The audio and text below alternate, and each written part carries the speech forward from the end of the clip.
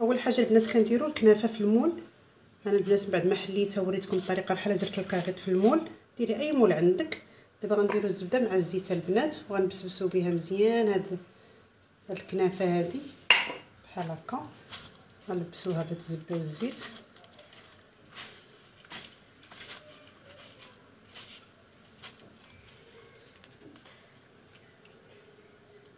بحال هكا البنات. راه كتفزب لينا باش تعطينا داك اللون الذهبي في الفران. وهانتوما معايا هانتوما البنات من بعد ما وزعنا الكنافه على هاد المول. هانتوما البنات كنضغطوا على اسفل المول بحال هكا وطلعنا شويه د الكنافه في الجوانب. هانتوما البنات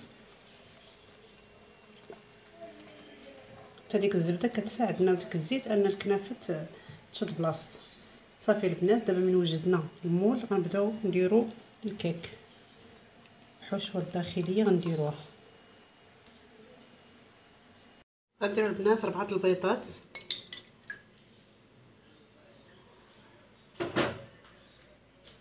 نديرو قبصه الملح. نديرو 2 ساشيات د الفاني البنات.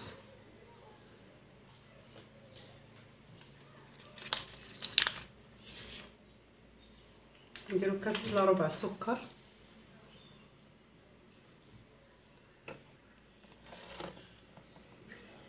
وغنخلطوا هادو مزيان البنات يولينا الخليط ابيض.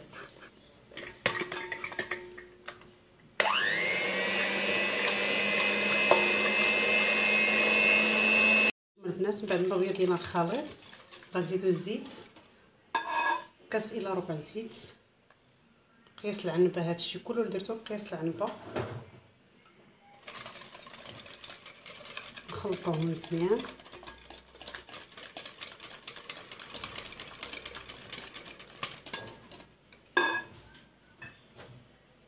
عندي البنات كاس ديال اللوز طحنته بقشورو البنات.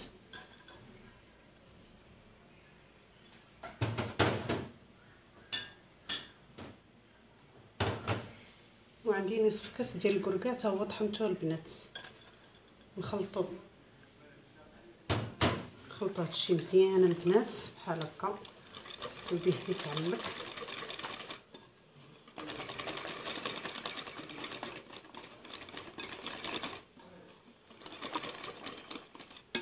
هانتوما البنات دابا غنزيدو كاس الا ربع دقيق.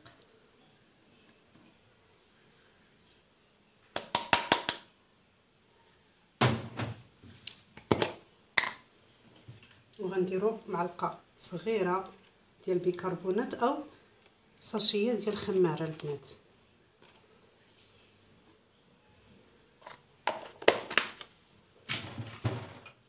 صافي البنات دابا نخلطوا هادشي مزيان وغنديروه فوق الكنافه اللي درناها في المول.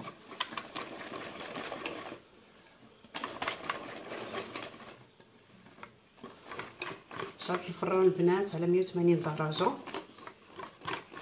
شوفوا البنات هذا هو التكستير ديالو قوام. كتجي لذيذه البنات هاد الكيك والله الا نتمنى تجربوها تستحق التجربه. هانتوما البنات صافي دابا غنديروا هاد الخليط في المول البنات اللي كنا ديجا وجدناه. صافي البنات وغادي نديروا الخليط على الكنافه. راه كيجي معلك البنات. صافي الفران راني شعلته البنات على 180 درجه. ما نفوتوش نص ساعه البنات على حسب الفران. دابا راه كله فران. انا خدمت الفرفره. صافي البنات نوزعوا الخليط بحال هكا.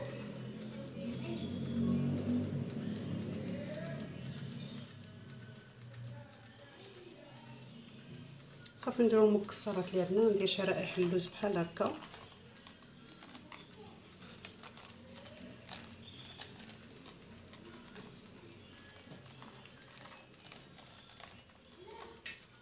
صافي ندخلوها للفران. نتمنى عجبكم الفيديو البنات. ولا وصلتوا حتى هنا الفيديو ما تنسونيش من لايك والاشتراك في القناه فضلا وليس امرا. انا بنات بعد ما خرجتها من الفران كندير شويه د العسل البنات حيت ما درناش السكر في الاول بزاف. درنا كاس الا ربع صافي البنات نخليوها تشرب هاد العسل وغنحيدوها من المول ديالها.